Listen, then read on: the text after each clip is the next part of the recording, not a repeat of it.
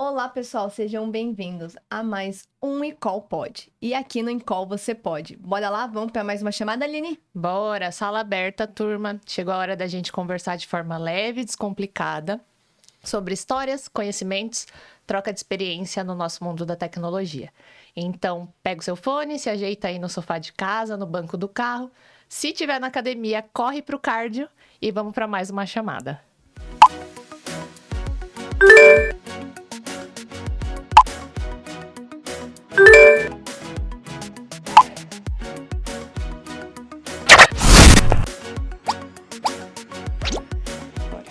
E nosso tema de hoje é tecnologias gerenciais. E aí, Aline, o que falar desse tema de hoje? Difícil, né? É um termo, acho que muito abrangente, eu diria. Tecnologia, né? Tenho certeza que passa um monte de coisa aí na cabeça de vocês. Gerenciais, como é que a gente une esses dois temas? Eu, particularmente, quando surgiu esse tema, né? Foi uma sugestão, inclusive, do convidado do dia. Quando surgiu esse tema, eu falei, cara, o que a gente vai falar? É tão abrangente? O que você espera disso, Ju? A gente teve que estudar, viu, gente? Tivemos que estudar, tivemos que ler, aprender. E eu acho que vocês também devem estar se perguntando isso aí. E hoje o nosso convidado vai trazer muita experiência nisso, porque ele realmente conhece o tema e vai conseguir tirar essas dúvidas aí e trazer com clareza para vocês, não é mesmo? Isso aí. Então, vamos falar um pouquinho sobre ele, tá? É uma pessoa que acho que eu tenho o prazer de dizer que tive a honra de trabalhar com ele.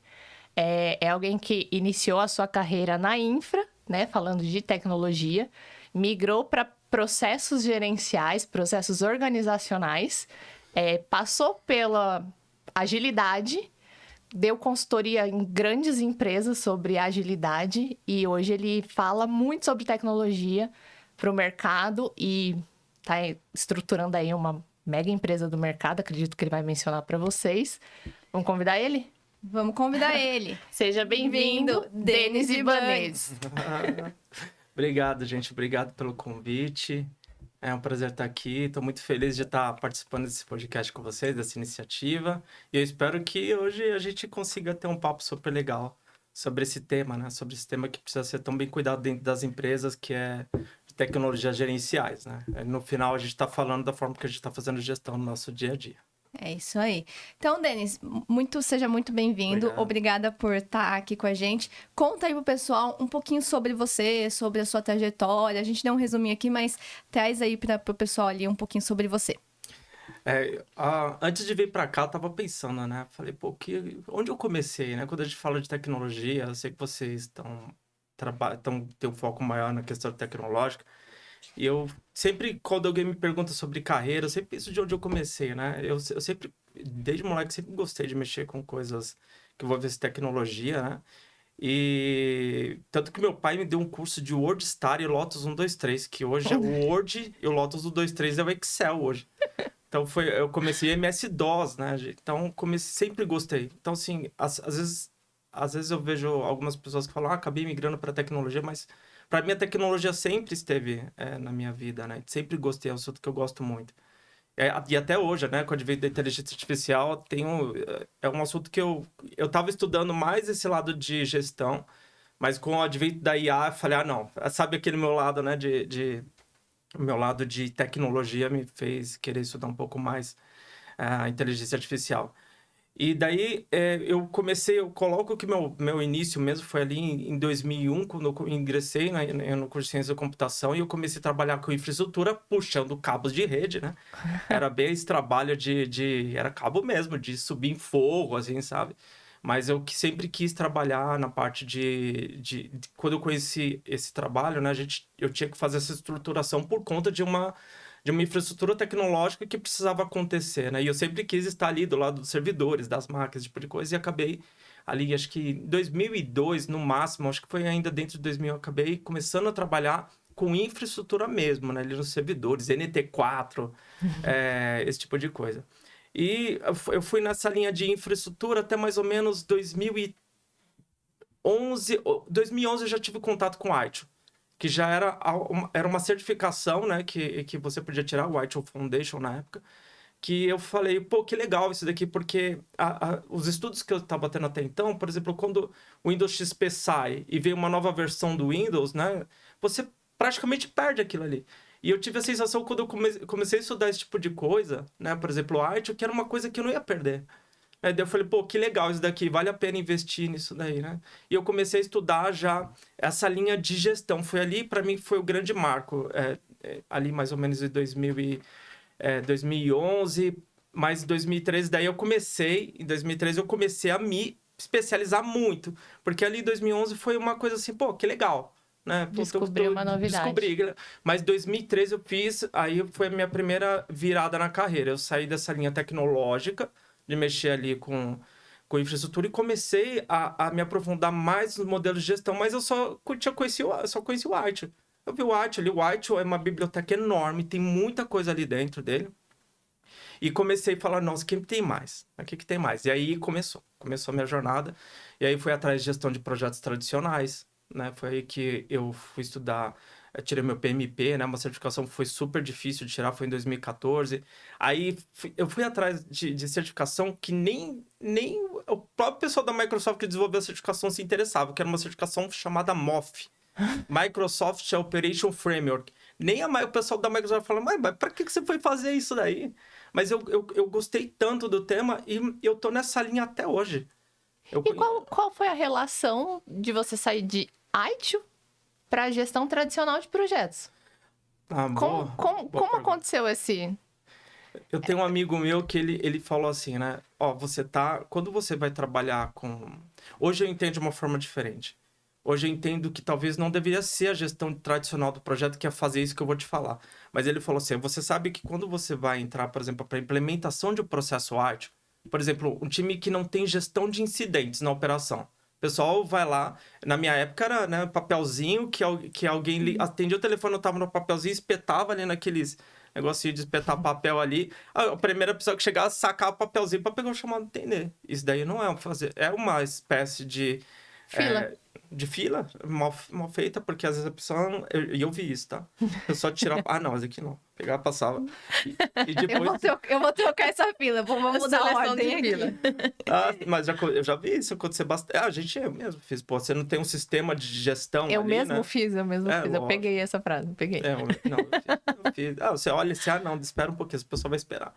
Né? Mas quando você traz um processo, quando você traz esse tipo de maturidade dentro dos seus modelos de gestão, esse tipo de coisa já não pode acontecer, né? Porque você tem sistemas ali que acabam te ajudando com isso. E esse meu amigo disse assim, pô, você tem que entender de gestão de projetos para você pegar e fazer uma implementação bem sucedida do White. Realmente ajudou bastante. Mas só que o White não é isso, né? Ele deveria ser mais o processo de gestão da mudança do que o processo de gestão de projeto. Porque o projeto, né, a gente teoricamente termina a implementação de White, você sai do projeto, acaba e vira de costas com a vida que segue. Mas não é assim que a mudança acontece. Né? Então foi esse o link, porque eu queria deixar mais robusta a forma com que eu implementava uma transformação ágil, por exemplo, né? E isso, na verdade, me ajudou muito, inclusive. Foi aí que eu entrei para a gestão de projeto tradicional. E eu vou fazer uma pergunta ali, acho que bem diferente. Eu fiquei impressionada com a sua quantidade de certificações. Confesso que eu fiquei impressionada com a lista de certificações. O quanto essas certificações foram determinantes e te agregaram para você se inserir nesse contexto do ITIL, né? O quanto, como você usou todo esse backlog que você foi conseguindo, consumindo durante o tempo. Mas eu acredito que pela sua lista de certificação aí, você realmente mergulhou muito a fundo. Então, como foi esse processo dessa ajuda da certificação? Porque acho que hoje a galera acha assim, vou me certificar pra quê? Só que tem todo um porquê por trás disso, né? É complexa essa relação. Porque qual o contexto? Por que da certificação para mim?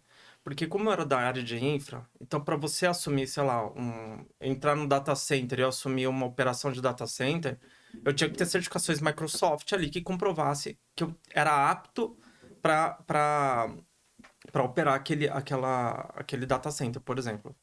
E isso era fator determinante para eu entrar ou não na empresa, para eu passar ou não por um processo seletivo. Então, a certificação, e acho que ainda assim hoje, tá? Ela serve como um cartão de visita, digamos assim, para mim, tá? Pelo menos para as pessoas deixarem eu entrar na festa, assim, sabe? Então, pelo menos hoje, com certificações, eu consigo mostrar para o pessoal, passei, estudei, fiz a prova, me certifiquei, estou apto, entre aspas, tá?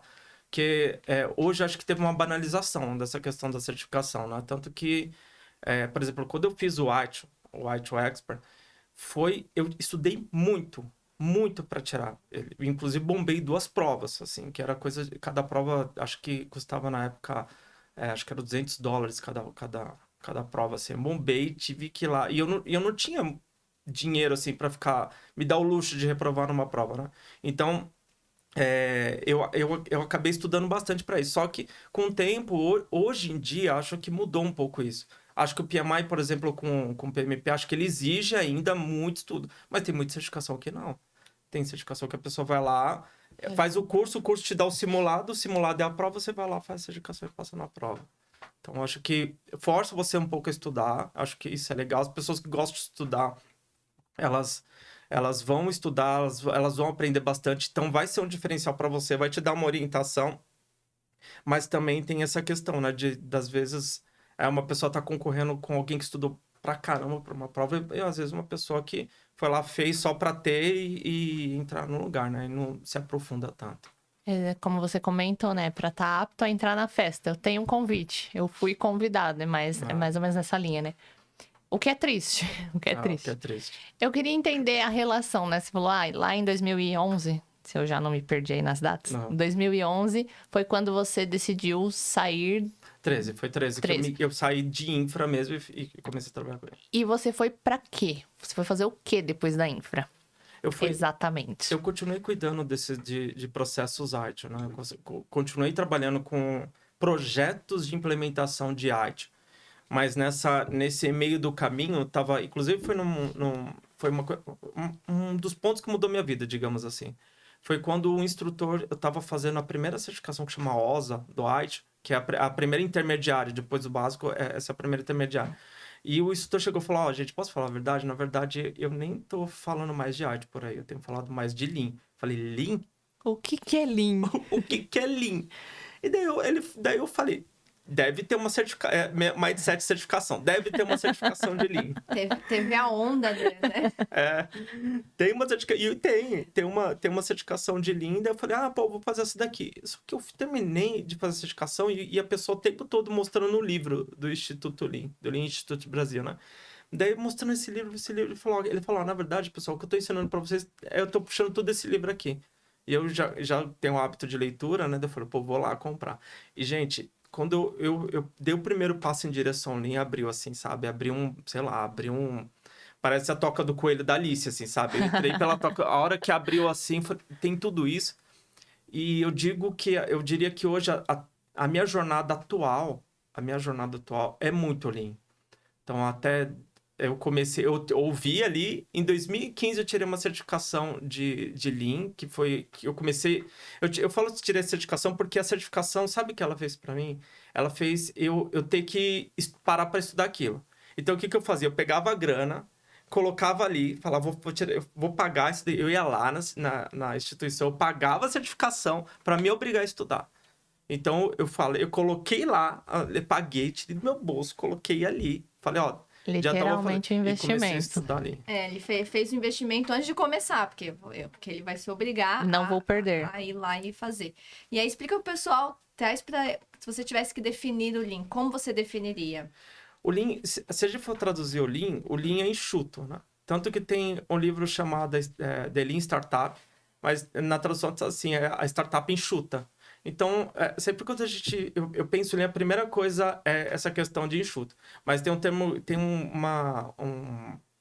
você me pegou nessa daí, mas eu vou dar uma boa resposta, porque para mim o melhor conceito de linha é a primeira, né? É a gente resolver problemas de forma sistêmica. Então, assim, a gente ter dentro da empresa um sistema de resolução de problema.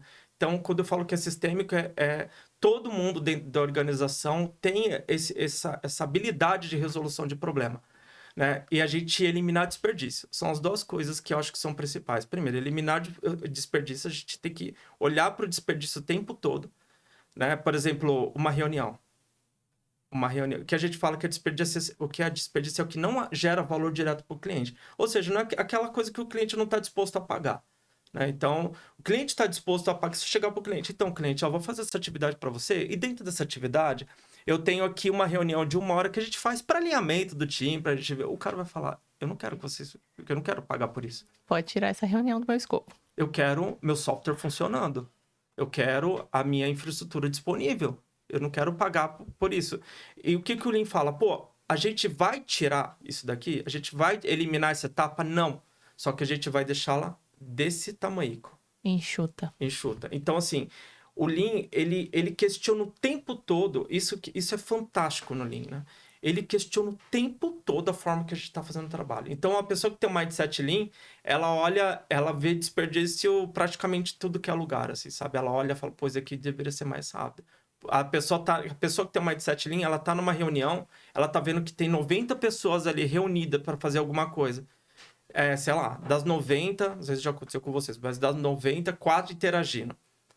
Você sabe que tem desperdício ali no meio. E a pessoa que tem um mindset Lean, a empresa que tem um mindset Lean, ela olha para isso e ela fala, tá errado.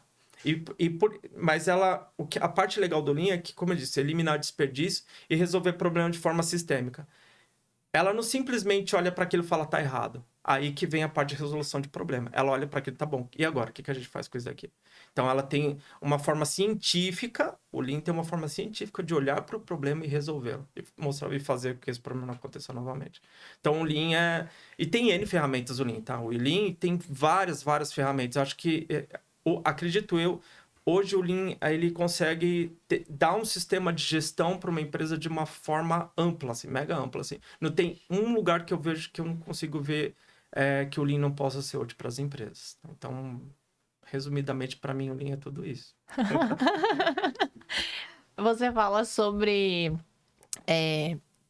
resolver o problema ter um sistema de resolução de problemas. O que para você é esse sistema?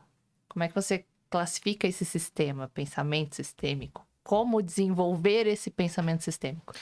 O pensamento sistêmico tem até eu fiz uma pós-graduação, eu entreguei o artigo no ano passado, foi muito densa, muito boa.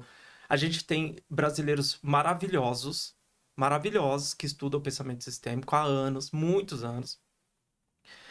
E eu tive a honra de ter vários professores, na verdade 3 são mega especiais, só que 2 são autores, né, que tem livros aqui já no Brasil. Inclusive, eu stalkeei essa uma das autoras, porque eu peguei o livro dela, a professora Maria José de Vasconcelos, ela é maravilhosa.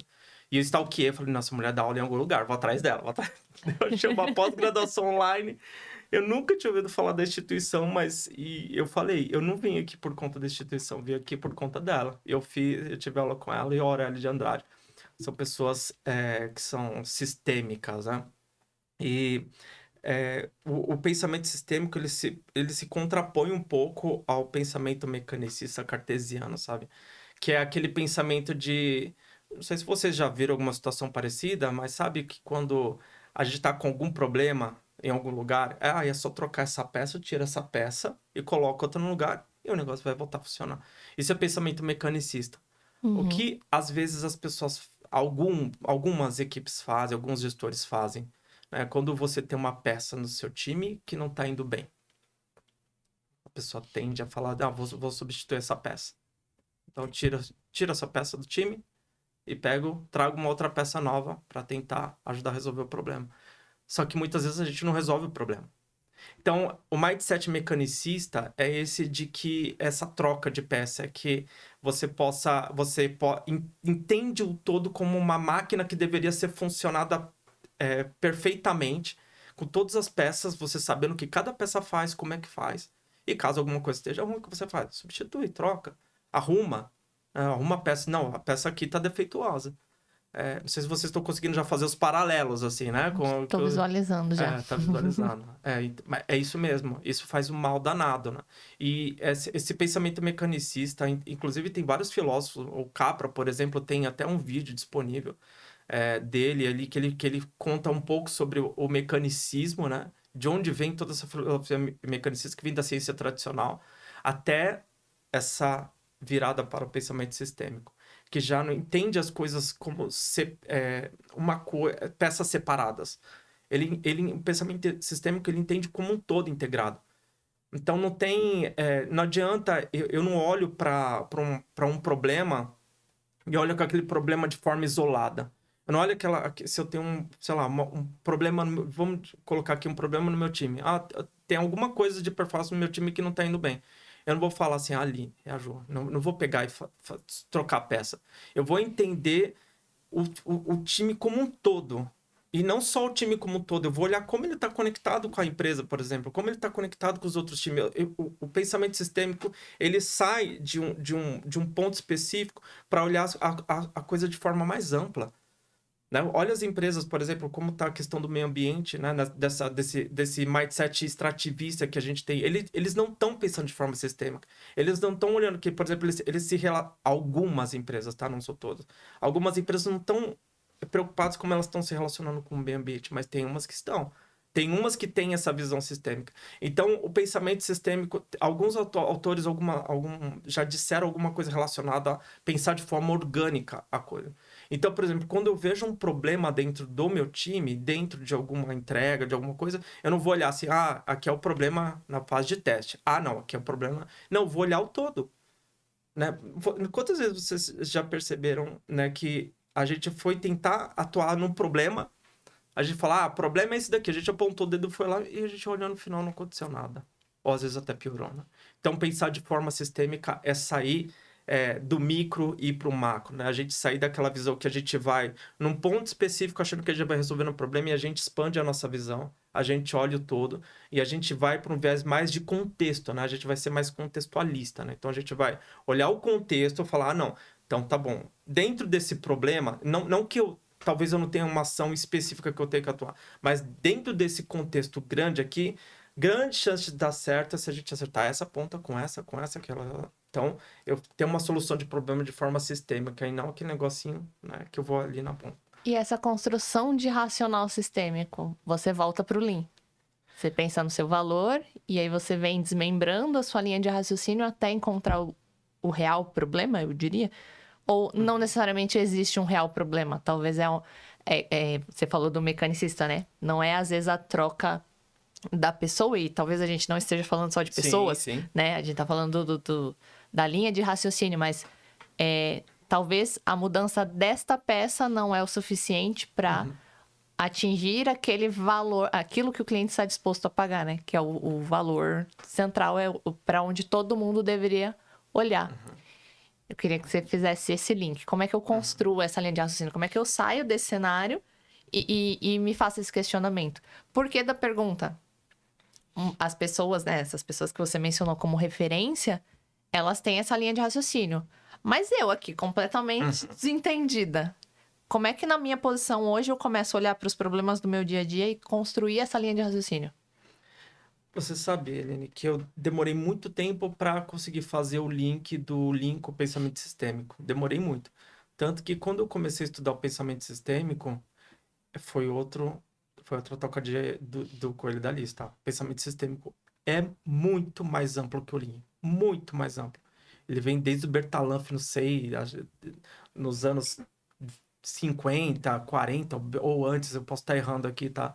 Mas ele tem o auge dele, digamos assim, lá. E eu demorei muito, porque assim, se a gente pensar nos modelos de gestão, a gente se remete ao Taylor. O Taylor era mecanicista. Ele era mecanicista. Ele entendia, tinha a linha de comando e controle. Ele entendia, não sei se vocês percebem isso também ultimamente, né? Que para que o trabalho acontecesse da forma correta, as pessoas precisavam de supervisão o tempo todo. É muito mais focado no micro do que no macro. A visão parece que eu preciso estar toda hora no micro e o macro talvez não seja importante. O que você está falando é justamente o oposto, né? Às vezes você olhar o macro, mas as pessoas pensam, não, se eu não entrar no micro e olhar, eu não vou conseguir descobrir o problema. E às vezes é o contrário. Se você não ir para o macro, você não descobre a raiz do problema. Talvez, porque é o que acontece? Às vezes a gente, intuitivamente, a gente fala assim, pô, se eu resolver isso daqui, vai matar o problema. Mas às vezes é uma coisa que é meio consensual, assim, sabe? Todo mundo sabe que é aquilo ali. Então, acaba você atacando aquele micro, mas por conta de uma visão sistêmica, no qual as pessoas já estão inseridas, entendem as correlações. A gente não precisa de uma... claro que tudo a gente precisa de uma praxis, né? Mas a gente não precisa ter uma ferramentinha para ir lá e para fazer esse tipo de trabalho. Quando a gente traz esse olhar sistêmico, a gente sabe onde é, provavelmente, intuitivamente, as pessoas entendem que aquilo ali é um ponto de alavancagem para ter uma melhoria do todo. Né? Mas, às vezes, há muitos dos gestores, principalmente esses que vêm ali de Taylor, que depois evolui, né, para os modelos de gestão que vai ali, inclusive chega no Lean, eu acredito mais ali, um pouco no começo do Lean ali, talvez essas pessoas ficam atacando as coisas erradas. Né? Às vezes ela é uma pessoa, porque imagina, né? Se estamos em 5 atacando o problema, a gente vai chegar no consenso. Agora, o gestor mecanicista, não. Ele acha que ele sabe qual que é o problema. Ele acha que ele tem a verdade. E ele acha que é você ir lá e tirar isso, você tem que fazer o que ele está mandando. Né? E você tem que... De verdade, a linha de comando e controle é isso. Mandando é o comando. E depois ele vai ver se você fez, que é o controle. Né? Então, ele vai lá e faz... E às vezes não resolveu o problema. Né? Claro que quando você está olhando para uma esteira de produção... você sabe, você tá vendo ali a peça parada e é um negocinho que tá com problema ali. Você vai ter que entender as causas daquilo. Mas e quando a gente tá falando de trabalhador do conhecimento? A gente não tem essa linha de causa e efeito tão clara ali. A informação, ela tá passando por tudo, o tempo todo, por todos os lugares. Tá numa caixa de correio, tá na minha cabeça. Então, você não tem como fazer esse nível de controle. Agora, se você traz as pessoas... você junto para co-construir essa realidade, para co-construir talvez a solução de problema, aí talvez você esteja sendo mais sistêmica do que essa linha que eu já tive muito isso na minha carreira, né? De ter essa linha de comando e controle, era comandar, faz isso daqui. Mas será que não seria melhor ir por aqui? Eu tô mandando você ir por aqui. E faz, e a pessoa vê se você fez por ali. Ficou uma porcaria? Ficou uma porcaria. Mas foi por ali. Então, esse é o aspecto ruim. E só tentando linkar com o que a Aline perguntou, o Lean, eu demorei para fazer isso porque o Lean vem dessa escola ali, né, de mecanicista, só que em outro contexto ali, dentro do Japão pós-guerra ali, eu acredito que ele já tenha muita visão sistêmica, talvez eu esteja sendo um pouco injusto com o Lean, mas ele traz muitas práticas do Deming lá, que vai ajudar os japoneses na reconstrução, só que o japonês, ele tem uma coisa que poucas nações têm, que é disciplina, né? Eles são disciplinados, então eles pegam alguma coisa para fazer, eles vão fazer de forma disciplinada. E para mim, inclusive tem um livro maravilhoso, A Máquina que Mudou o Mundo, né? É um estudo aprofundado em cima de por que eles tiveram tanto sucesso, assim. E está muito associado a essa questão disciplinar. Só que o Lean, ele tem uma... Eu demorei muito a fazer esse link, porque eu achava que não, sabe? Quando você nega de cá, não, daqui não tem nada a ver. Eu negava que o Lean poderia ter uma abordagem sistêmica, mas tem, que é o mapeamento de fluxo de valor. Inclusive, a gente fez um projeto recente, né, que teve impacto, que é legal, porque... as pessoas, quando batem o olho no mapeamento de fluxo de valor, elas acham que você está fazendo um mapeamento de processo. Mas não é. Você está co-construindo uma realidade em cima da forma com que o trabalho está organizado ali. Então, por que co-construir? Você está convidando as pessoas para ajudar a falar assim, é assim que é o que está acontecendo? Os problemas são esses. Esse é o tempo que está acontecendo. Então, você traz todo mundo para a gente entender um todo coerente em relação à forma com que o valor está sendo gerado ali. Então, para mim, isso já é uma visão sistêmica. E quando você vai atacar uma causa, isso foi muito legal no projeto que eu participei nesse último ano safra que a gente teve. Quando a gente foi atacar uma causa, a gente foi lá na peça, em algumas peças que estavam com... peças muito entre aspas, tá? Mas a gente foi em alguns lugares específicos para atacar. Mas não é porque é aquela área que estava ruim. A gente não estava olhando para a área, a gente estava olhando para o todo. Então, aquele ponto era um ponto de alavancagem para que aquele todo performasse melhor. Então, a gente teve olhar sistêmico, mas a gente olhou no micro para resolver o problema. E todo mundo se juntou no micro para ajudar a resolver o problema. E dentro da organização, né, da empresa, no contexto. Tô inventando aqui o cenário, eu não sei qual foi o seu projeto, mas imagino que você teve que atuar dentro de uma área. Essa área não se sentiu penalizada ou um problema porque ela entendia que ela estava fazendo mudanças organizacionais com um objetivo sistêmico, um objetivo em cima de um todo. É isso mesmo. Foi isso o sentimento. E qual é a relação depois dessas áreas? A gente tá falando de pessoas no sim. final das contas, né? E dessas áreas em prol desse resultado. Você falou que trouxe resultado. Conta Sim. pra gente esse resultado. Pode? Não sei se pode. Sim, eu não posso falar em número, mas a gente tem um desafio de reduzir o tempo que a gente demora para contratar as pessoas. Porque imagina, uma pessoa sai... E vamos combinar que esse é um problema. Acho que geral, a maioria das empresas sofrem esse problema porque você perde o time, né? Exatamente. Às vezes você perde o time porque, enfim, o processo... Se não começar a achar que a gente tá criticando as empresas. Tá, Não, mas segue. É um problema comum do mercado. É um problema comum. É ruim, né? Porque as pessoas estão ali para geração de valor, para entregar valor para alguém no final. A gente tá ali para ser essa ferramenta. A gente, se vocês pararem para pensar, depois façam esse exercício. Como a gente usa aspectos mecanicistas na forma que a gente fala gestão. Né? Para falar, é uma peça importante, aqui é um recurso. Pensem nas várias palavras que a gente usa, né? Porque essas palavras da gestão mecanicista estão muito no nosso dia a dia, tá? Automático. A gente tem várias questões, assim. Uma hora a gente pode bater um papo sobre isso. Mas ali, quando uma pessoa sai, a gente tem um problema, porque tem algum impacto no valor para o cliente de alguma forma, né?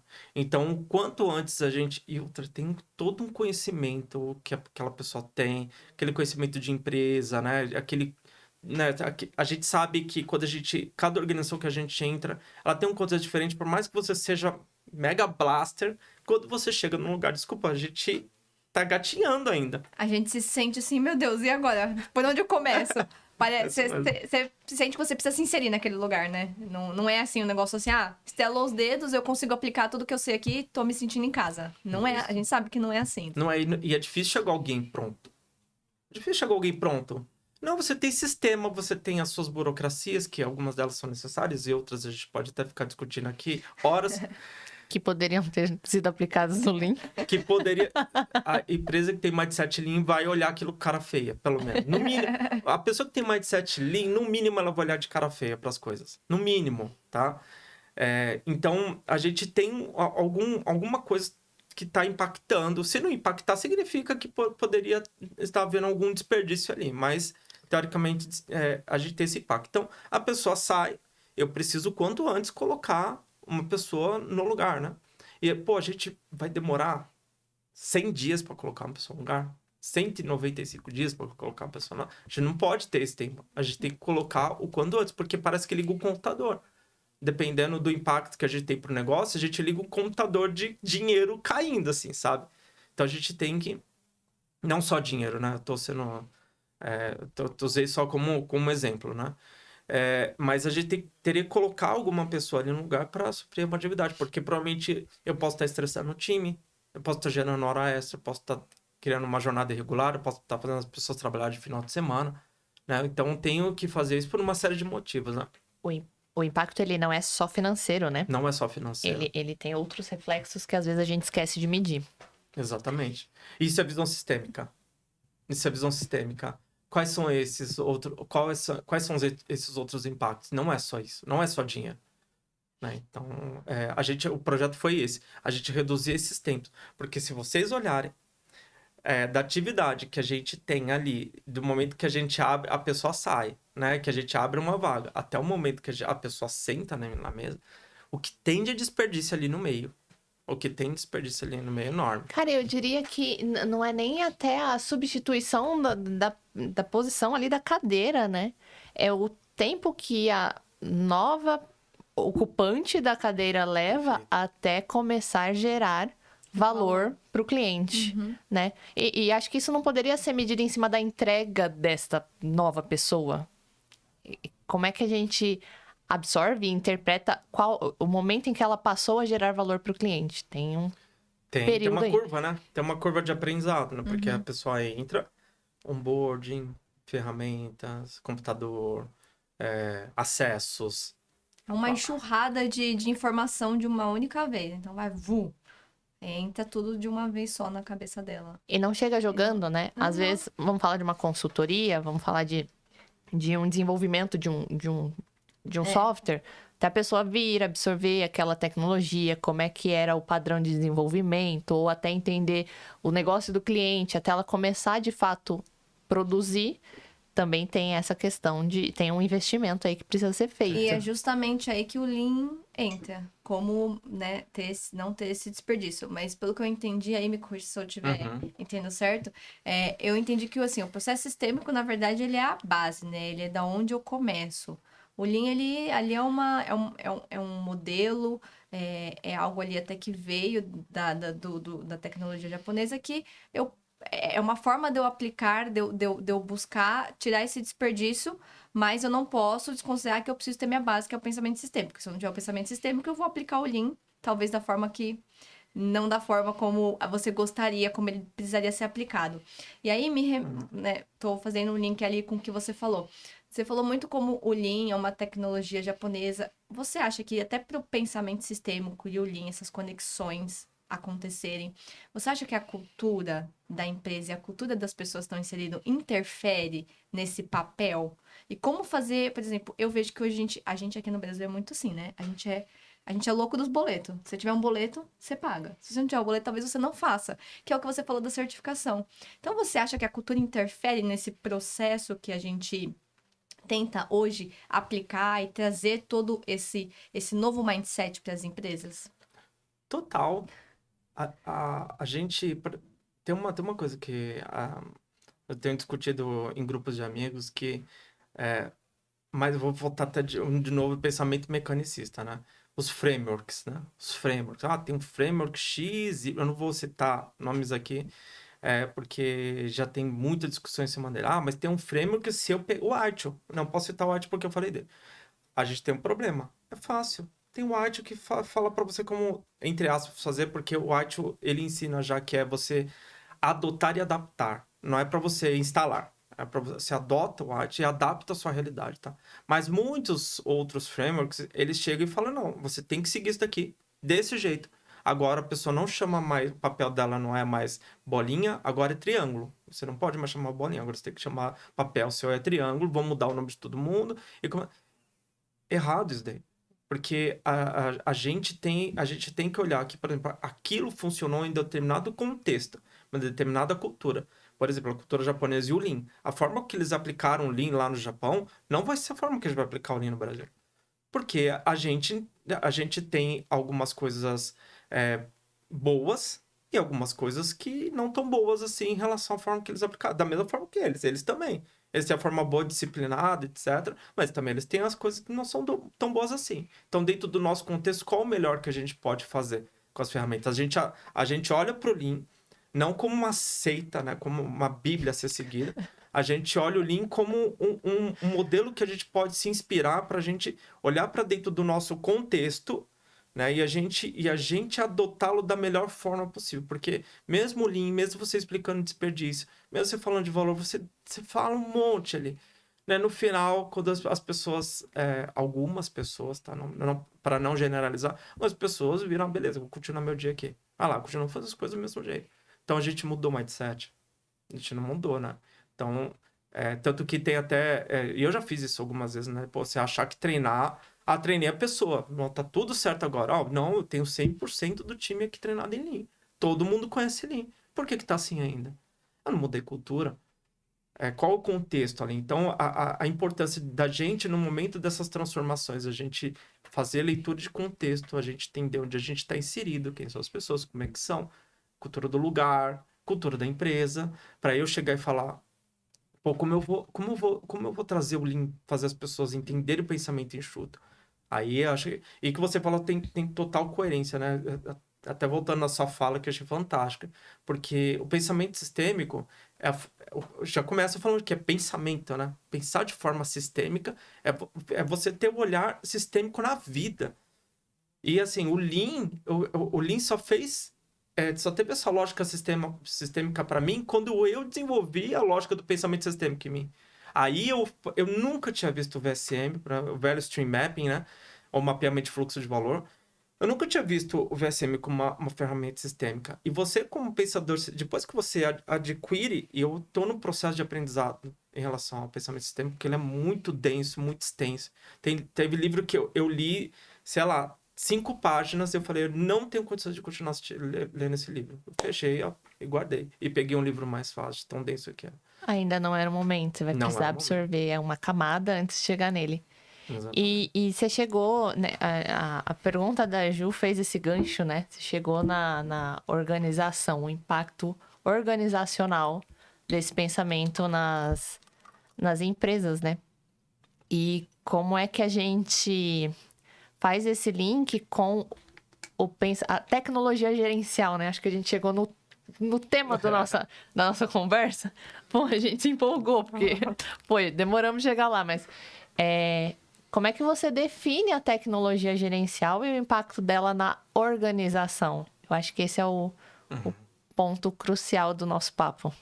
A gente falou de tecnologia gerencial o tempo todo aqui. Mas eu quero que você explique agora para quem assistiu, porque a pessoa tá assim, tá, mas até agora, o que é? Você consegue fazer essa definição para a pessoa fechar a linha de raciocínio e falar, caraca, do tempo todo eu estou inserido nisso e eu não Entender a entendi. associação, né? Porque assim, a gente teve que se preparar para o bate-papo, obviamente. E depois de ter estudado, a gente falou, caraca, a gente vive isso o tempo todo. A gente é tecnologia gerencial, só que a gente não conseguiu definir em uma frase. E eu fiquei com essa sensação porque eu fui pesquisar na internet e quando você joga tecnologia gerencial, apresenta assim, assuntos diversos. E eu queria que você desse para a pessoa que está nos ouvindo a sua definição disso, porque você fez o link com frameworks e você é um cara que está inserido e você está ensinando isso nas empresas. Você sabe que eu tive contato com esse termo no ano passado, tecnologias gerenciais. Porque eu tava pesquisando modelo de gestão e eu continuo pesquisando. Virou um hobby, tipo, eu só leio isso, não leio outra coisa, não leio um romance, não leio mais uma biografia que eu gostava de ler. Tenho lido filosofia, né, por conta, acho que no finalzinho a gente pode falar alguma coisa sobre isso. E eu fiquei, nossa, será que eu tô vendo coisas antigas, assim, sabe? Será que eu tô... Porque os livros que eu compro, tudo de sebo. É só sebo que acha, difícil achar. Tem uns, claro que apareceram uns novos que são bem legais, também tem muita coisa nova. E eu comecei a ver que tem uma galera pesquisando isso, sabe?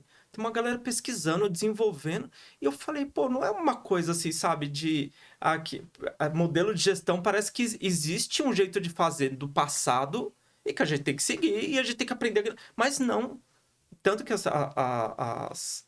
a própria agilidade, né? Pô, foi uma reinvenção da forma que a gente olha a gestão, né? Foi um movimento mega interessante para a forma que a gente faz gestão. Foi a primeira porta, né, eu acho. Foi a primeira. E eu gostei do termo, né? Porque fala assim que a gente estava até conversando, né? Que, pô, um momento ali que nossos ancestrais foram lá e pegaram uma pedra e lapidaram ela para, sei lá, para cortar alguma coisa, aquilo já é uma tecnologia. Então, a forma que a gente olha ali, a forma que a gente faz gestão das pessoas e a gente mantém isso atualizado, e acho que a palavra tecnologia, ela caiu super bem, em relação ao que que a gente tem várias tecnologias, a gente ainda pode desenvolver tecnologias gerenciais. E a gente tem que continuar pensando nisso, como a gente, na forma que a gente está trabalhando com gestão dentro do dia a dia ali das empresas, como a gente está trabalhando. Pô, é o melhor que dá para fazer. Dá para evoluir? Como a gente pode evoluir isso? Como a gente pode tratar? O que a gente tem que pesquisar? O que está surgindo em relação a essas tecnologias gerenciais ao redor do mundo? Então, foi dentro de um livro que eu achei esse conceito e me abriu a mente para falar, pô, é uma tecnologia, as tecnologias, a forma que a gente faz gestão é tecnologia, a gente tem que estar atento para o que está acontecendo, a gente tem que pesquisar o que as pessoas estão falando disso, a gente tem que olhar as formas que a gente está trabalhando de forma crítica sempre e melhorar, né? No final, a gente quer melhorar, a gente quer elevar a forma que a gente está trabalhando para uma outra forma, que seja benéfica, que seja sistêmica, etc. Então, para mim, o termo tecnologias gerenciais, ele em si, para mim, a definição, tem até no livro, tem alguma definição ali, mas para mim, acho que é mais alguma coisa mais... Virou alguma coisa mais pessoal, assim como tá nesse pessoalismo ali dentro desse livro ali, sabe? Que ele fala, pô, a gente tem que ficar de olho nessas tecnologias gerenciais. É se atualizar. Exatamente. Eu tenho que me atualizar na forma como eu gerencio o meu time, as minhas pessoas, a minha empresa, os meus processos, tudo aquilo que existe dentro da empresa. É isso? É uma atualização? Eu diria que são as... Quando a gente pensa, para mim, quando eu olho as tecnologias, é que tem várias formas de fazer. A gente tem uma caixa de ferramenta enorme de gestão, modelo de gestão. A gente tem várias tecnologias disponíveis para a gente, tem várias coisas que estão surgindo. Então, para mim, assim, eu conheço qual a minha abrangência em relação a esse conhecimento dessas tecnologias gerenciais. E daí, dependendo do contexto, que você trouxe a questão cultural, qual é melhor para esse tipo de contexto? Porque senão eu vou trazer aquele framework que funcionou, a visão mecanicista. Vou trazer aquele framework, vou empurrar no time e todo mundo tem que trabalhar desse jeito. Que foi, na verdade, o que aconteceu com o Ágil. Quando o Ágil surgiu... Foi uma onda, Foi uma onda e todo mundo achava que, assim, qualquer empresa podia implementar. E aí chegou um momento que as empresas começaram a entender, opa, peraí, não é qualquer empresa, não é qualquer projeto isso aqui funciona. Isso aqui funciona, é muito importante. Eu acho que o Ágil, ele trouxe uma... Não falando mal, né? Mas eu rodo Scrum. Eu sou Scrum, eu sou ágil. Tipo, isso foi uma onda. As empresas até hoje chamam um ciclo de sprint e diz que é ágil. Então, a gente, agora linkando com o nosso dia a dia, que é tecnologia, né? A gente da área de TI, a gente passou por ondas. E aí as coisas elas vão perdendo valor, a gente começa a criar alguns preconceitos porque a gente não conseguiu implementar isso no nosso contexto, né? Acho que existe preconceitos muito fortes em cima da agilidade por conta disso. E aí eu não... Como é que você enxerga essas ondas organizacionais? Tipo, os gestores olham lá, se funcionou em tal empresa, vou trazer para cá, não funciona, e qual o impacto disso nos times e como corrigir esse grande erro? Porque eu acho que as empresas ainda vivem esse erro, principalmente na nossa área. É sair da inércia, sair dessa inércia que a gente vive, como que a gente sai disso e começa a olhar e até abre esse leque. As tecnologias gerenciais é um termo que traz essa abertura desse leque. Então, como que a gente sai dessa inércia e abre esse leque? Como você vê isso, né, na sua opinião? Eu tropecei em um conceito filosófico ali que começou... Alguns autores falam que veio de Heráclito, né? Um pré-socrático. Outros falam que veio de Platão, esse conceito que é o de dialética. Eu tropecei nele. Eu te juro que eu tava vendo... Sabe aquele negócio mega aleatório que você tá lendo, de repente você... Opa, o que é isso daqui? Eu não sei se eu virei para-raio de buraco de toca de coelho de Alice. Que você entra no conceito... Gente, eu só queria saber o que é isso daqui, sabe? E abri um leque ali, eu falei, nossa, meu Deus, Heráclito de Éfeso, sabe? Por que eu tô falando desse cara, assim? E, para mim, o ápice desse conceito veio com o Hegel, né? Que é um filósofo também, um filósofo alemão. Ele tem o conceito de dialética...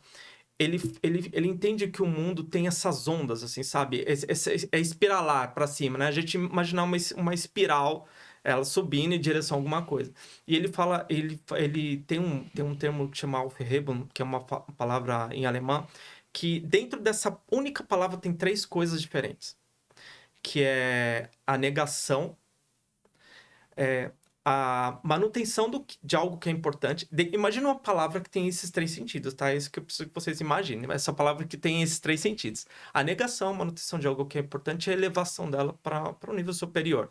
Tem gente que isso já foi desconstruído. Tinha gente que falava que o Hegel estava falando que era a tese, a antítese e a síntese.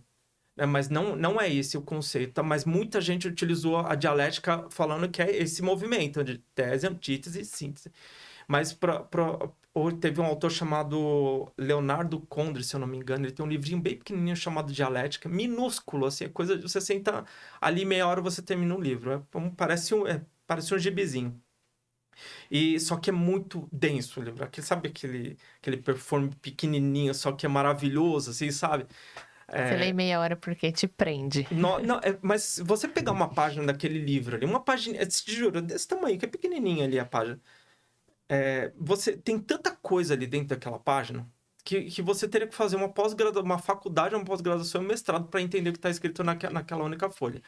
E ele fala, ele comenta muito sobre esse movimento da dialética. Porque, primeiro, eu nego alguma coisa na existência dela.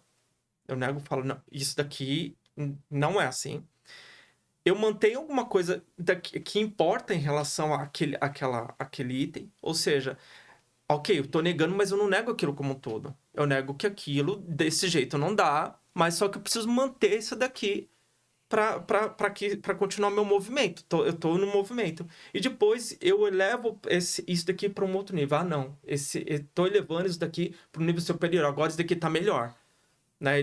Nesse livro ele dá o exemplo do próprio trigo, né? Ele fala assim, pô, a gente vai lá, pega o trigo, a gente primeiro nega a existência do próprio trigo e a gente transforma em farinha. Então, eu tô negando o trigo, como aquela plantinha, para transformar em farinha.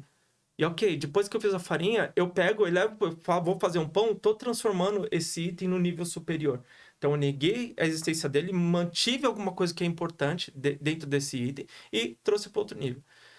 Muito do que eu vi em relação ao movimento da agilidade, ele fez um trabalho de olhar para a gestão de projeto tradicional e falar assim, eu nego a gestão de projeto tradicional como ela é. Só que eu acho, porque eu vi isso daqui de forma empírica, tá? Tô falando que eu vi. O que eles fizeram? Eles negaram absolutamente tudo. Negaram absolutamente. Se você olha, alguns agilistas olhavam até para o PMI falando assim, o que eu não devo fazer?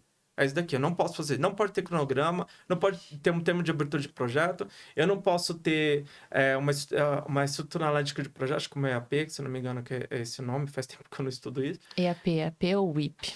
EAP. Estrutura analítica de projeto, acho que é alguma coisa assim. Eu não posso ter gestão de risco da forma que o PMI fala. Eu não poderia seguir nenhuma prática do PMI. Eu diria que são os agilistas que talvez não conhecessem tão profundamente essa gestão de projeto. E simplesmente negaram tudo. Gente, não dá. Você dentro de uma empresa, por exemplo, você pegar qual projeto que seja e você não fazer gestão de risco do projeto. Você tem risco. Vamos falar, pô, não, mas aqui tem um framework que falou, que trouxe aqui esse assunto. Mas trouxe de uma forma tão simplista. Gestão de risco tem uma ISO, a ISO 30000. É de gestão de risco. Você tem uma ISO inteira falando como você chega dentro de um projeto. E se a gente está falando de produtos digitais, às vezes é um negócio da empresa. Como você não traz essa área de conhecimento para dentro dos seus projetos?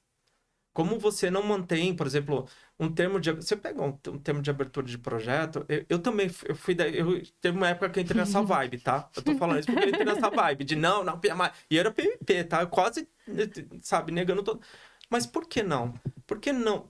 E se o movimento fosse um pouco diferente? Eu nego o PMI para fazer a gestão do meu projeto de digital, para eu acelerar meu aprendizado, ok. O PMI, a gestão de projeto tradicional para esse tipo de projeto, ele demora muito para gerar aprendizado. Eu vou aprender sobre o que aconteceu quando eu entregar o projeto e ver que não dá certo. Depois de eu ter feito todo ali o planejamento, na forma que eu vou fazer a gestão do projeto, fazer todo o cronograma, aprovar todo o cronograma, né? Toda aquela burocracia que tinha na gestão, eu fazia e depois, quando eu colocava em produção, não era isso daqui. Pô, demorei 1 ano e meio para descobrir que não era isso. Então, a agilidade, acho que trouxe conceito. Só que o movimento, para mim, deveria ter sido dialético. Eu nego, ok, mantenho o que é importante daquilo. Isso daqui é importante. Isso daqui eu não posso deixar de fazer. Isso daqui. Não precisa ser burocrático, não precisa ser desse tamanho, mas eu preciso fazer isso daqui. Mantivesse alguma coisa que é importante e eu levaria o meu nível de gestão, que eu acho que elevou, para outro nível. Só que a sensação que eu tô tendo ultimamente é de que agora que eles viram que muita coisa que, pô, a gente falhou, eles estão correndo atrás de algumas práticas e trazendo, não, agora vamos fazer um board de gestão de risco aqui, vamos chamar de não sei o quê. Pô, mas demorou, entendeu? Falhou. Tiveram muitas coisas que... várias práticas de gestão que o pessoal não trouxe. E agora o pessoal tá indo correr atrás das coisas que ficaram ali. Só que eu acho que vai estar acontecendo? Esse movimento do ágil, esquadificação, muda mecanicismo, né? Foi mecanicista essa abordagem. Você esquadificar uma coordenação, por exemplo, agora o coordenador, você não é mais coordenador, você é Product Owner. Fulano, aqui o meu sênior, você agora é Scrum Master do meu time, e aqui todo mundo no time tem que ter um backlog de produto. Gente, não tem contexto que pode ter dado super certo, mas o que tem de lugar que essa esquadificação, trazer esse tipo de pensamento, de mecanicismo para dentro do time, né? Querendo mudar tudo, achando que aquilo ia funcionar. Pô, eu conheço empresas que estão desfazendo isso daí. Não, pessoal, mudou. Não. Mas eu acho que mesmo esse movimento, ele tem que ser dialético. Por que dialético? Eu nego da forma que tá, mas eu mantenho o que funcionou ali. Eu não posso simplesmente ir lá e tirar todas as... Não, pessoal, esquece daí. Tira backlog, tira daily. Daily é super importante. A gente conversar todo dia com o time pra gente falar o que a gente tem pra fazer, o que não entrou, se eu tô precisando de alguma cadeia de ajuda.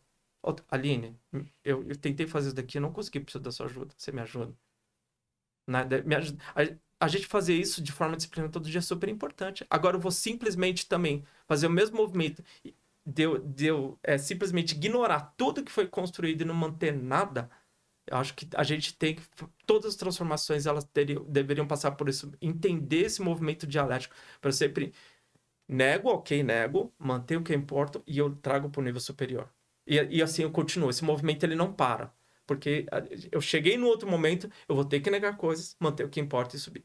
Vou continuar fazendo esse movimento de forma espiralar, tá? Assim a gente vai seguindo. Sei que eu demorei pra caramba falar. Se vocês forem pesquisar dialética, gente, se preparem. É um assunto fascinante, fascinante. Tem obras e obras, eu não vou citá-las aqui, mas tem obras muito importantes, mundiais, que têm o conceito de dialética por trás. Eu não quis interromper a sua linha de raciocínio porque ela foi ilustrando como corrigir essa rota da inércia, né? Vamos sair da inércia.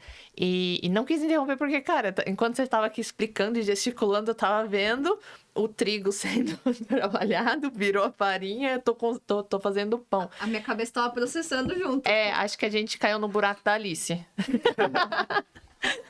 Cara, é fantástico. Eu não queria interromper porque eu acho que isso acho que quem também estava ouvindo devia estar no buraco da Alice junto com a gente. Mas fantástico, você acabou de dar o segredo.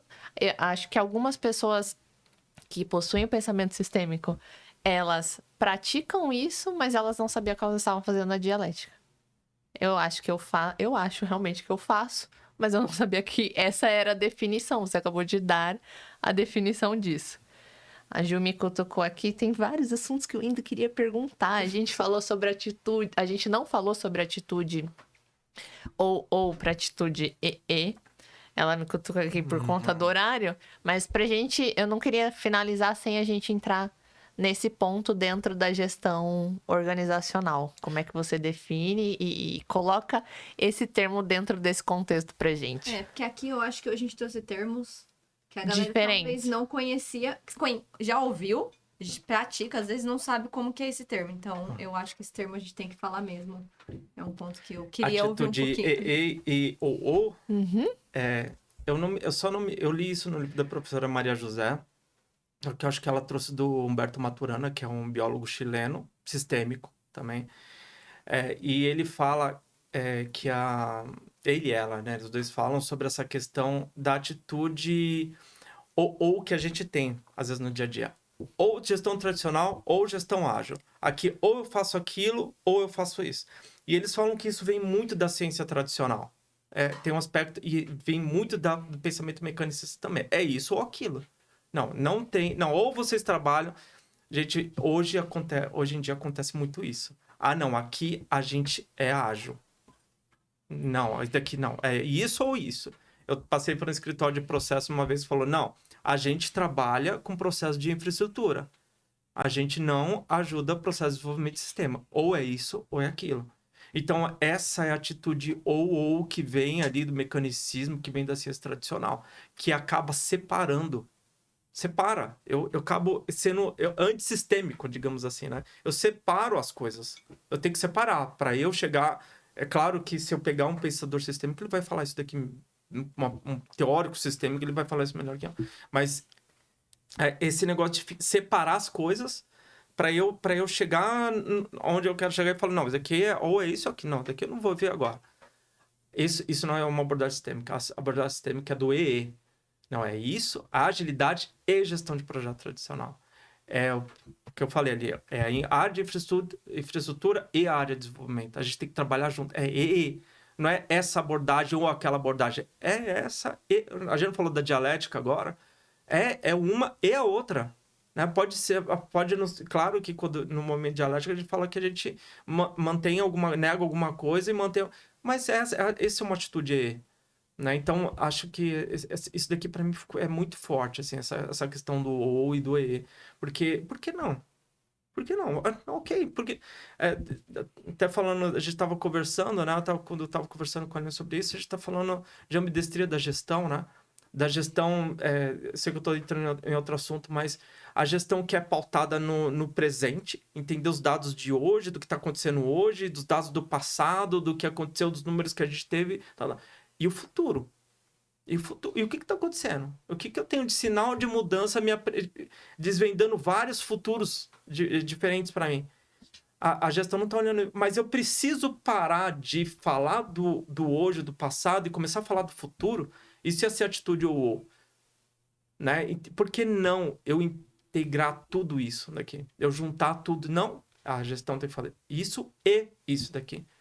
Inclusive falando eu falei de abordagem futurista, a Unesco recomenda, eles têm Future Literacy, que eles estão levando abordagem de futuros para as escolas. A Unesco está fazendo isso porque ela entende que é uma habilidade muito importante para os próximos tempos. E qual a importância da habilidade de olhar para o futuro na organização, na tecnologia gerencial?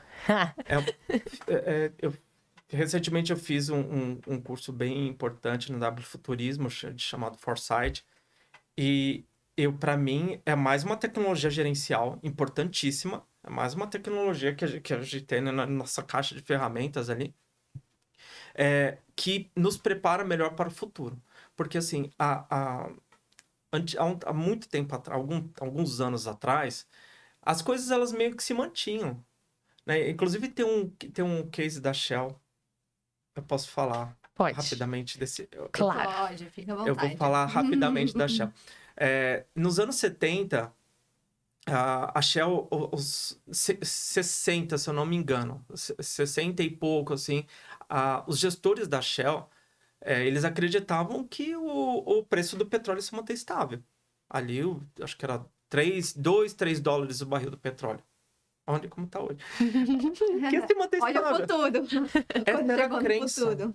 Mas antes de eu continuar a história, vamos pensar. Quantas crenças a gestão não tem hoje? De que as coisas elas vão se manter do jeito que elas estão. Pensamento linear, que a gente chama, né? Que é eu olho do jeito que tá hoje. Isso daqui vai acontecer, isso daqui pro futuro. Provavelmente isso daqui vai acontecer, isso pro futuro. E daí tem um autor chamado Pierre Wack, que ele falou, ele tava tentando, gente, não, isso daqui não dá certo, isso daqui não dá certo. E ninguém dá ouvido para eles. Ele fez o estudo, ele falou, gente, a gente tá prestes a ser uma indústria de baixo crescimento. O pessoal falou, como assim? Manda ele embora. Como assim?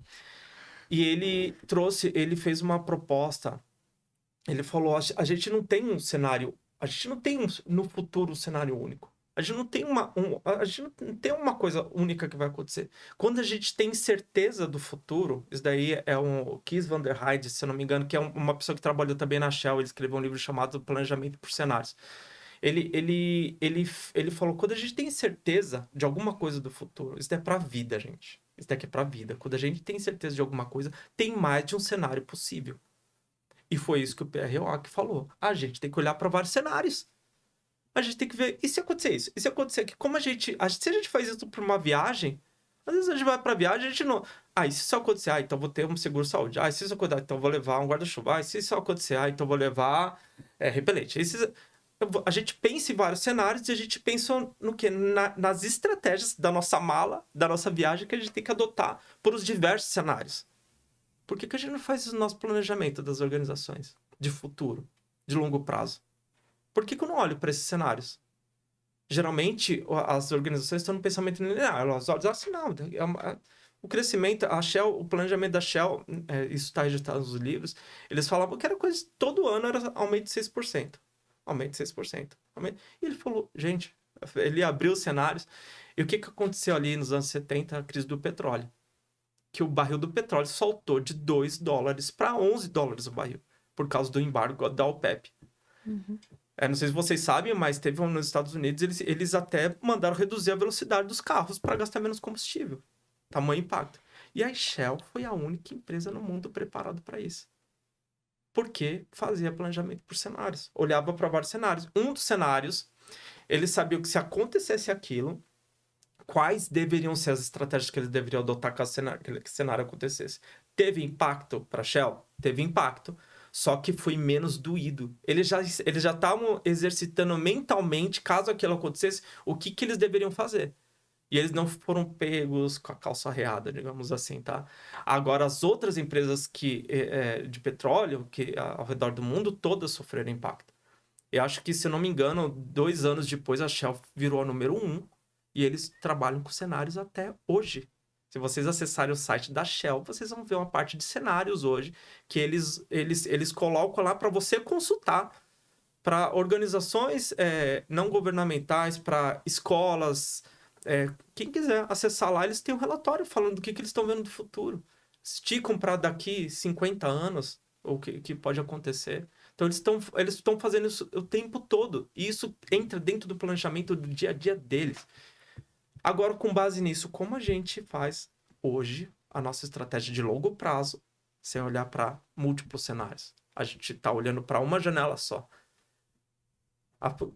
Eu gosto de ter essa conversa, porque depois que a gente fala um pouco sobre isso, você olha para o dia a dia, para o nosso dia a dia, e você fala, cara, eu estou olhando para um cenário só, estou acreditando que isso daqui vai dar certo pro resto da vida. Para um produto que eu estou desenvolvendo hoje, se você não tiver esse olhar, se você tem esse olhar, ok, imagina abrindo 4 cenários na frente de vocês, e vocês olham assim, meu produto nesse cenário vai dar bom. Aqui vai dar mais ou menos, mas tá bem. Aqui também pode, que vai dar ruim, se esse cenário acontecer, vai dar ruim isso aqui. Meu produto morre se esse cenário acontecer. E tem cenário no qual seu produto vai morrer, que ele não vai ser necessário para o mercado. E como você se prepara para isso? Porque se a gente abrir os cenários, quando a gente fala de cenário, não é aquele negócio, cenários impossíveis. O exercício que a gente faz de cenários, todos os cenários são possíveis de acontecer, todos. Inclusive o qual o seu produto vai morrer. Existe esse cenário. E o que vai acontecer? Qual vai ser a sua estratégia? Você vai quebrar? Você vai perder tudo que você tem? Como você está olhando para esse cenário? Então você tem que saber. E outra, o que é mais importante, esse cenário ele dá sinais para você. E a gente hoje consegue mapear esses sinais que vão falar para você, starta essa estratégia aqui, porque esse cenário ele tá aparecendo aqui pra gente. Ele tá dando, esse indicador foi para não sei o quê, esse outro foi para não sei o quê. Saiu uma notícia aqui, pensamento sistêmico. Saiu uma notícia política disso. Socialmente está acontecendo isso. Economicamente está acontecendo isso outro. E aí? Os sinais estão aparecendo. Gente, start estratégia. Inclusive, pensamento por cenários, eles usam muito estratégia de guerra, tá? De pensar em vários cenários. Então, por que a gente não faz isso no nosso plano estratégico, por exemplo? Por que a gestão não cuida disso? Cuida muito do passado, do curto prazismo, mas pouco estão com esse olhar de futuro. Então, isso, se você tem essa ambidestria, né? Tanto pé no passado quanto no futuro, provavelmente a estratégia de trabalho que você está fazendo, suas tecnologias de iniciar desde o seu dia a dia, elas estão robustas, tá? Então, é por isso que eu entendo que é importante. Eu estudei muito, eu tenho estudado muito nos últimos 2 anos isso, né? As abordagens futuristas e tal. Tem muita coisa, tem muita gente falando e tem pouca prática no nosso dia a dia aqui. Que é muito que a gente faz na área de qualidade. A gente olha para os cenários possíveis para teste, olhando num escopo pequeno, mas querendo ou não, a área de qualidade é isso. E é muito desvalorizada em alguns aspectos, né? Porque parece que demanda muito tempo, enfim. Mas a gente deixa isso para um próximo episódio. Mas a área de qualidade, eu me vejo muito isso, porque eu trabalho com qualidade desde quando iniciei e a gente é o time que olha para todos os cenários. Não dentro de uma tecnologia gerencial, mas dentro de um projeto específico. E eu acho que a gente está precisando levar isso para uma escala maior. Né? A grande sacada. Para uma linha de pensamento sistêmico. Mas bora lá, vamos para o nosso encerramento. Então, Denis, vamos começar o nosso bate-bola. Agora nós vamos fazer algumas perguntinhas rápidas para você, com respostinha rápida ali, para a gente encerrar e deixar uma mensagem ali para a galera que está nos assistindo. Tá Combinado? Bom. Vamos lá. Vamos lá? Line, pode começar? Você começa? Sim, senhora. Define em uma palavra a importância da aplicabilidade das tecnologias gerenciais no futuro da TI. Sobrevivência. Qual conselho você daria para profissionais que já atuam há um tempo na TI para se familiarizarem com os novos modelos de gestão? Sempre, primeiro, tem interesse pela gestão. Tem interesse pela gestão. Porque senão você vai acabar, eu vou colocar entre aspas aqui, engolindo a forma com que alguém acredita a gestão. Então, se familiarize com esse conceito, estude, tente entender o que é, de onde veio, quais são as práticas, o que tem por trás daquela prática. Eu sei que as pessoas que trabalham com tecnologia, às vezes elas precisam especializar em alguma coisa, mas reserve ali 10% do seu tempo, 20% do seu tempo para olhar ferramentas de gestão, olhe, se interem disso daí. Acho que é meu principal conselho. Não deixa isso só a cargo de alguém. Saiba também do que está sendo falado ali, tá? Então, esse é o meu conselho. O que não pode faltar para uma organização se manter competitiva no mercado? Visão de longo prazo robusta.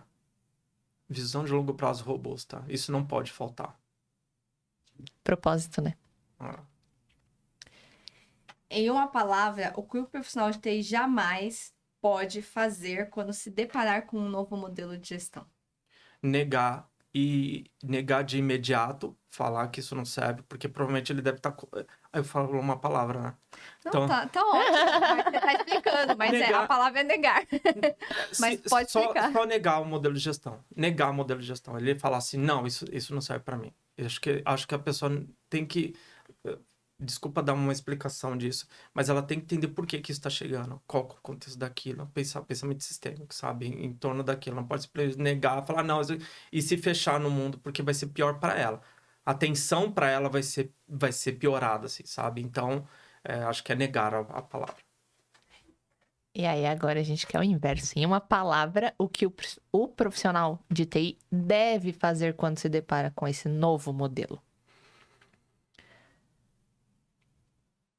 É complicado isso daqui que a pessoa deve fazer. Em uma palavra, adotar. Eu diria pensar nesse... Eu vou ter que explicar de novo por que eu tô querendo dizer adotar. Porque não é...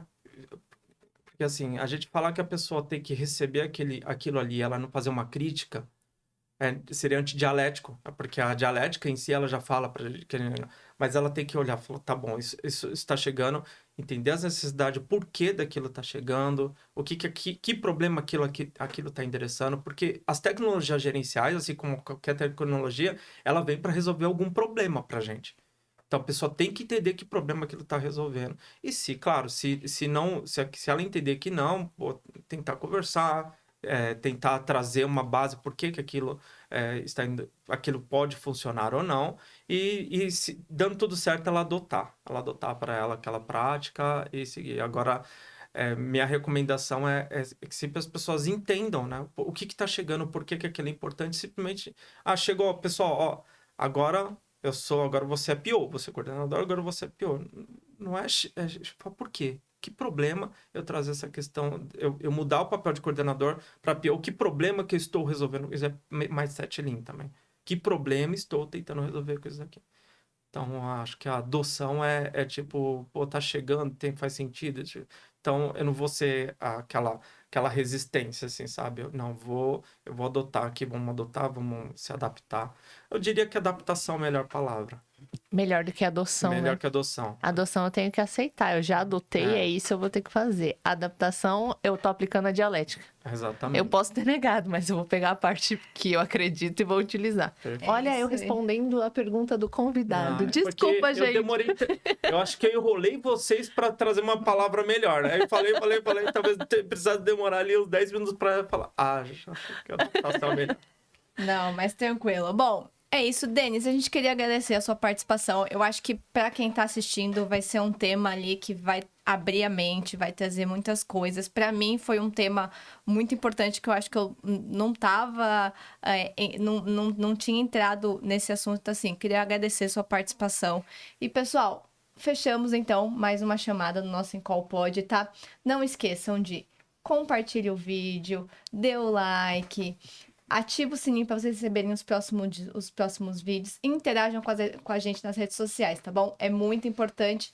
E siga o canal. Não esquece de seguir o nosso canal para vocês continuarem ali acompanhando os próximos vídeos, tá bom? É isso, né, Aline? Isso. Obrigada, Denis. Obrigada quem ficou com a gente até aqui. Legal. Obrigada pela sua participação. Valeu. Valeu, Obrigado. gente. Valeu. Obrigada. Tchau, gente. Obrigado. Tchau.